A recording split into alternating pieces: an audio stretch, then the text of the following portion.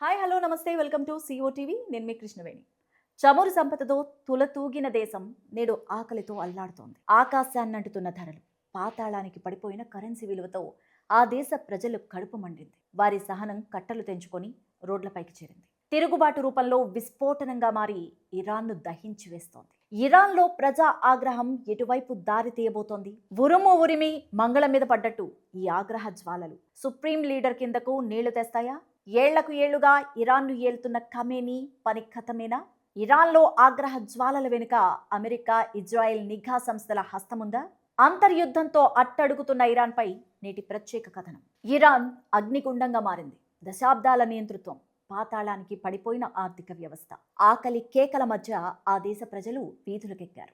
గత నెల 28న Tehran grand బజార్లో మొదలైన నిరసన జ్వాలలు దేశంలోని 31 ప్రావిన్స్లో 21 ప్రాంతాలకు దావాగ్నిలా వ్యాపించాయి. నిరసనలు తీవ్రం కావడంతో ప్రభుత్వం గత్యంతరం లేక పబ్లిక్ హాలిడే ప్రకటించి దేశాన్ని షట్డౌన్ చేసింది. ఇరాన్ కరెన్సీ రియాల్ విలువ ఊహించని విధంగా దిగజారడమే ఈ విస్ఫోటనానికి ప్రధాన కారణంగా తెలుస్తోంది. 2015లో $1కు 32,000 రియాల్స్గా ఉన్న విలువ నేడు ఏకంగా 1.38 మిలియన్ల స్థాయికి పడిపోయింది. ఇక ఇరాన్ ఎక్కువగా దిగుమతులపై ఆధారపడడం, ఆర్థిక ఆంక్షల కారణంగా ద్రవ్యోల్బణం భారీగా పెరిగింది. ఇక ఈ ద్రవ్యోల్బణం 50% దాటడంతో సామాన్యుడికి బతుకు భారమైంది. సగటు ఉద్యోగి నెల సంపాదన కేవలం $100లకు పడిపోయింది. ఈ సొమ్ము కనీసం ఆహారం కొనుగోలుకే సరిపోవడం లేదు.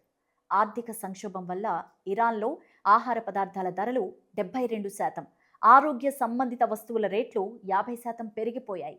ఇంధన ధరల పెంపు, పన్నుల పెంపు ప్రతిపాదనలు ప్రజలపై మరింత భారాన్ని పెంచాయి. దీనికి తోడు 2026 బడ్జెట్లో పన్నును ప్రభుత్వం 62%కి పెంచడంతో ప్రభుత్వ చర్యలపై ప్రజలు తీవ్ర ఆగ్రహాన్ని వ్యక్తం చేస్తున్నారు. ఇది తమను నిట్ట నిలువున దోచుకోవడమేనంటూ విమర్శిస్తూ రోడ్లపైకి చేరి ఆందోళనలో పాల్గొంటున్నారు.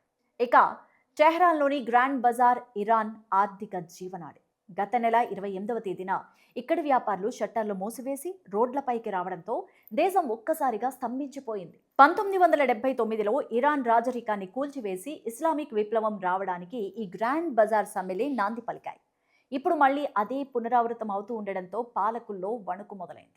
నిరసనలు కేవలం టెహ్రాన్కే పరిమితం కాకుండా కరాజ్, హమేదాన్, ఖేష్మ్, ఇస్ఫహాన్, షిరాజ్ వంటి ప్రధాన నగరాలకు విస్తరించాయి. సుమారు 10 విశ్వవిద్యాలయాల విద్యార్థులు చదువును పక్కన పెట్టేసి ఆందోళనలో భాగస్వాములయ్యారు. కేవలం ఆర్థిక ఇబ్బందులతో మొదలైన ఈ ఉద్యమం ఇప్పుడు రాజకీయ విప్లవంగా మారింది. నిరసనకారులు నేరుగా సుప్రీం లీడర్ ఖమేనీని లక్ష్యంగా చేసుకొని down with the dictator, down with Khamenei అంటూ నినాదాలు చేస్తున్నారు.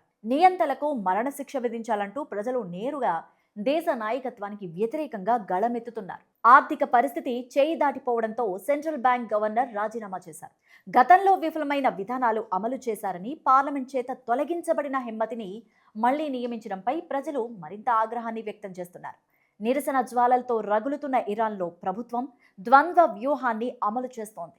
ఒకవైపు ఆందోళనకారుల డిమాండ్లను వింటామని చెబుతూనే మరోవైపు శాంతి భద్రతల పేరుతో కఠిన చర్యలకు ఉపక్రమిస్తోంది. ప్రజా విప్లవాన్ని అణిచివేసేందుకు పాలకుల వద్ద ఉన్న క్యారెట్ అండ్ స్టిక్ వ్యూహం అమలు చేస్తున్నట్టు కనిపిస్తోంది. దేశంలో నెలకొన్న అశాంతిపై Iran prosecutor general Mohammad Movahedi Azad కీలక ప్రకటన చేశారు. నిరసనకారులు పరిధి దాటద్దంటూ ఆయన గట్టి హెచ్చరికలు జారీ చేశారు.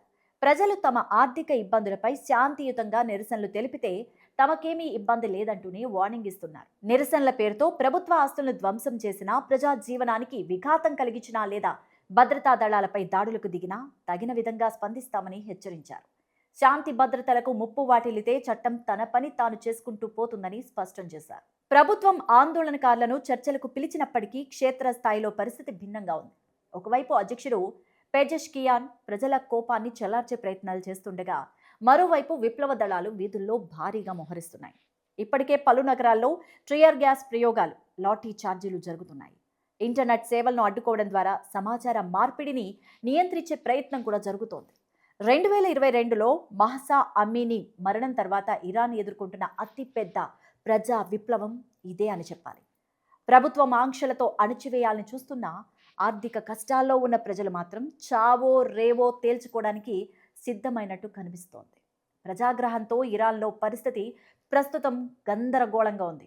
ఆహారం, ఔషధాలు, తాగునీరు వంటి కనీస అవసరాలు తీరని స్థితిలో ప్రజలు రోడ్లపైకి వచ్చి తమ నిరసన వ్యక్తం చేస్తున్నారు. ఈ నిరసన జ్వాలలు ఇరాన్ రాజకీయ ముఖ చిత్రాన్ని మార్చే సరికొత్త విప్లవానికి దారితీస్తాయా లేదా అనేది వేచి చూడాలి.